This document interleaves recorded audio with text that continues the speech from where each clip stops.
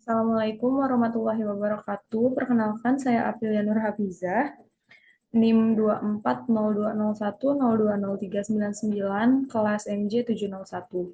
Pada kesempatan kali ini saya akan mempresentasikan sebuah analisis research based theory guna memenuhi ujian akhir semester untuk mata kuliah manajemen operasi internasional.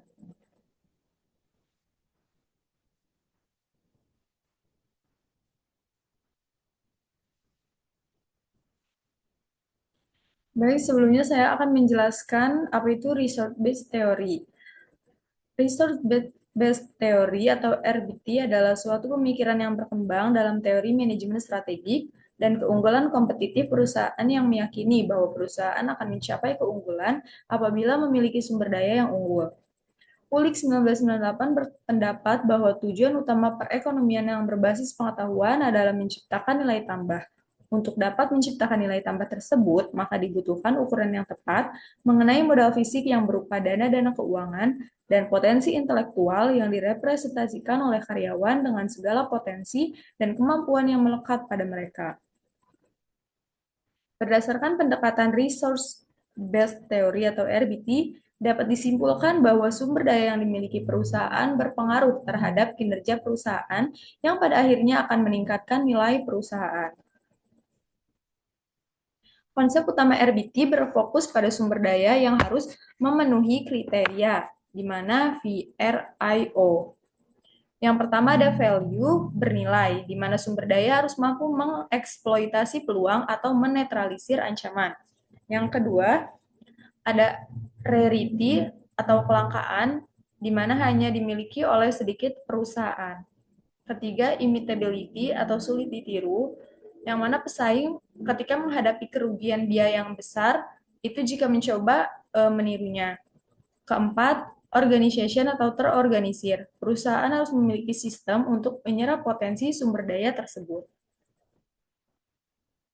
Di sini ada contoh penerapan RBT. Saya memilih perusahaan Samsung Electronics sebagai contohnya.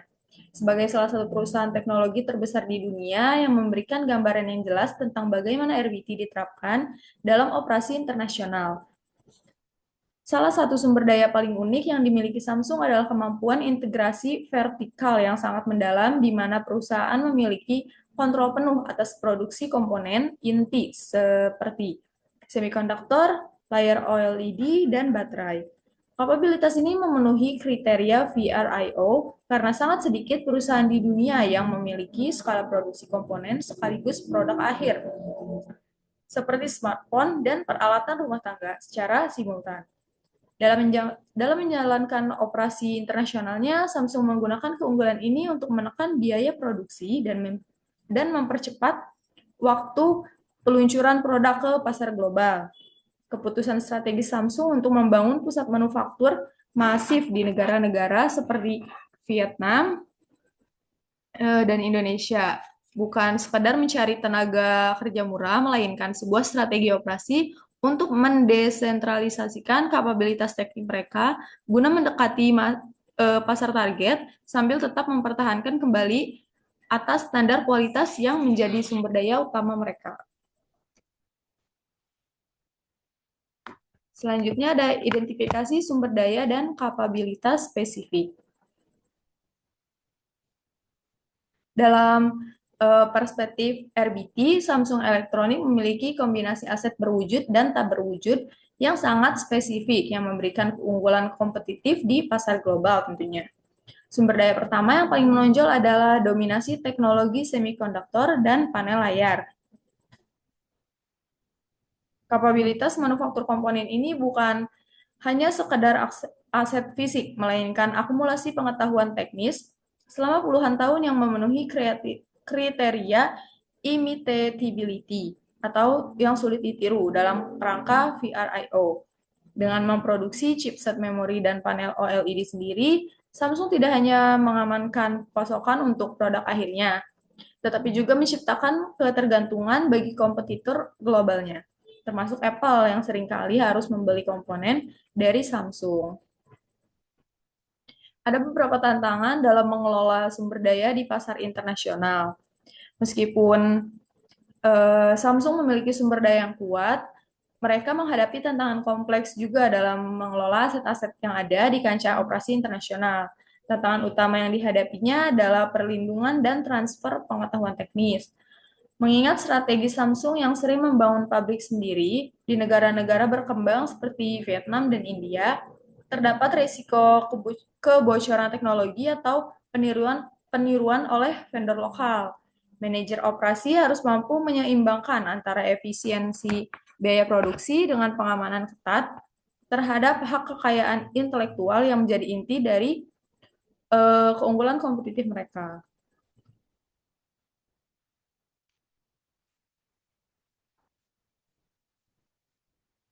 Baik, kesimpulannya adalah berdasarkan analisis tersebut dapat disimpulkan bahwa keberhasilan operasi internasional sebuah perusahaan sangat bergantung pada kekuatan sumber daya internal yang sulit diduplikasi oleh pesaing.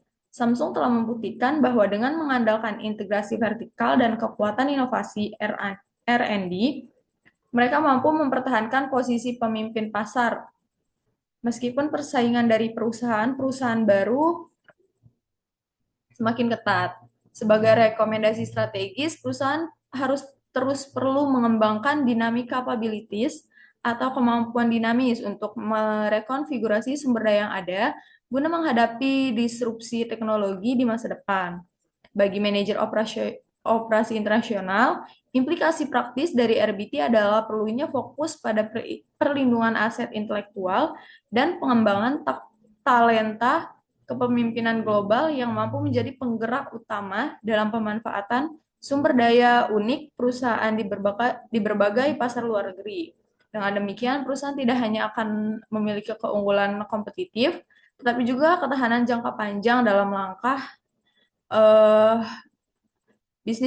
bisnis global yang semakin kompetitif.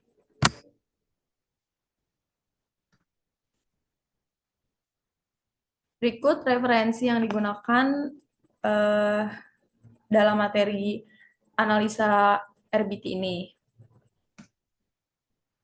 Cukup sekian yang bisa saya sampaikan, kurang lebihnya mohon dimaafkan. Terima kasih. Wassalamualaikum warahmatullahi wabarakatuh.